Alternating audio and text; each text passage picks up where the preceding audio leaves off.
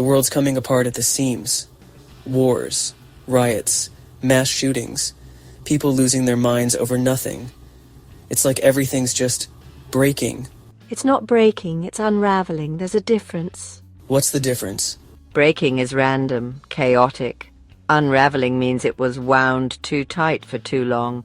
The world isn't falling apart. It's exposing itself. Yeah, well, whatever you call it, it's a mess. No one trusts each other, leaders are corrupt, systems are failing. Feels like we're heading straight for collapse.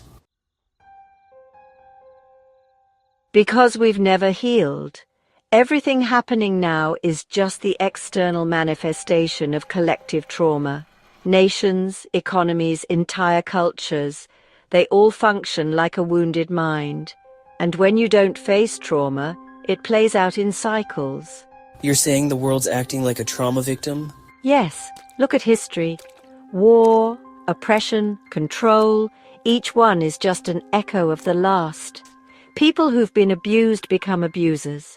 Scarcity mindsets create hoarders. Fear breeds control. Nations are no different than individuals. They just operate on a bigger scale. So all this, political division, mass anxiety, people losing their minds, is just trauma repeating itself. Exactly. And like any trauma response, it has patterns.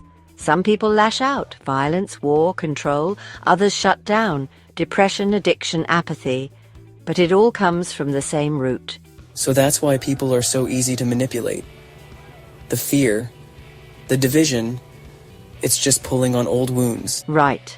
Trauma makes people predictable. You don't need chains when fear does the job.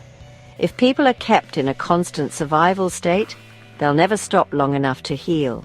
They'll just keep reacting, over and over, thinking they're making choices when really they're just following the same scripts. Okay, so say you're right.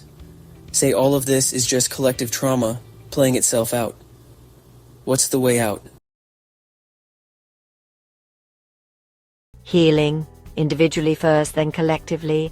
And right now, the world is addicted to distraction. But that means slowing down, facing the wounds, breaking the cycle. Yeah. Good luck getting billions of people to stop distracting themselves. Trauma spreads, but so does healing. It just takes longer to notice. You don't need billions. You need enough. Enough people waking up, choosing something different, refusing to play the same game.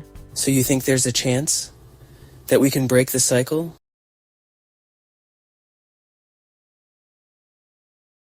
If enough people healed their own trauma, these control systems, governments, corporations, the whole machine, would just collapse? That's optimistic. Not overnight, but they'd wither. Power structures only exist because people need them, because they're afraid of what happens without them. You really think people would just start organizing themselves without leaders? No hierarchy? No rules? Not the way you're thinking of rules, not the artificial kind, laws that are enforced with violence, power hoarded at the top. But natural structures emerge when people are connected to themselves and each other.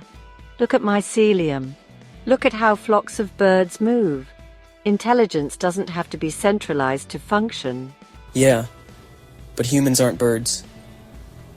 We've got history. We've got scars. You think the people running this world are going to just let that go? The moment an alternative gets big enough, they'll shut it down. Of course. That's why it starts underground, parallel to the system, not against it. You don't fight the old world head-on. You make it irrelevant. You create something better, something that meets people's needs so well that they stop relying on the old ways. And they just wake up? Like that?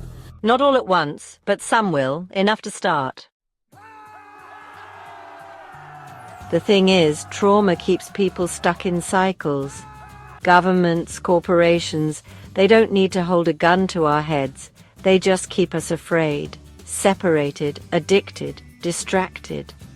When people heal, they don't need to control or be controlled. That's the real revolution. The corporations, governments, all have our information. Not to mention our likes, dislikes, behavior patterns. And what about artificial intelligence?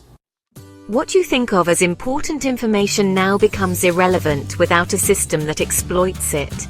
As for artificial intelligence, a tool only becomes a threat when it becomes feared. Okay. Let's say I buy this. That healing leads to autonomy. That people can self-organize. But where does that start?